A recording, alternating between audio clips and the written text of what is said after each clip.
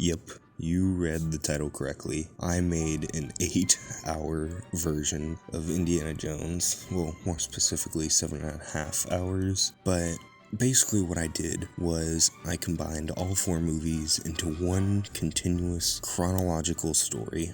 Basically, it starts with the opening of The Last Crusade, then it moves on to Temple of Doom, Raiders of the Lost Ark, The Last Crusade, the rest of it more specifically, and finally all of the Crystal Skull. I did kind of trim up the beginning of the Crystal Skull because I don't want to see groundhogs and Russians racing with people in hot rods. That's not Indiana Jones at all. Really, the main reason why I did this was because I just thought it would be fun to just be able to sit down and watch all of Indiana Jones in one single continuous storyline. And something I didn't really realize until after I did this was that you get a really good visual of Indy's character arc by watching everything in a chronological order. And if you watch it, you'll see what I mean. But it's really cool to see how Indy changes over time as you go through all of the movies. Now, I did separate this into 4 parts and the prologue being the first 20 minutes of The Last Crusade, but really I think it does a good job of showing the chapters in Indy's life, but also giving you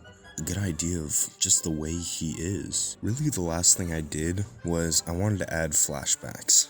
I really only did this in parts where you needed to get a fuller picture of the story. For example, when the Last Crusade section starts, you may have forgotten a lot of the story beats of the prologue, which is where most of the beats in that scene come from. So there's a few flashbacks just kind of briefly reminding you of what you already seen. Really, the only other time I've added flashbacks is in the end of the Crystal Skull and the wedding scene. And this is just kind of giving you the idea of how all the characters have changed over time, Marion, Indy, and it just kind of shows you how their love has stayed the same after all these years. Anyways, that's pretty much everything I wanted to cover in this quick little rundown.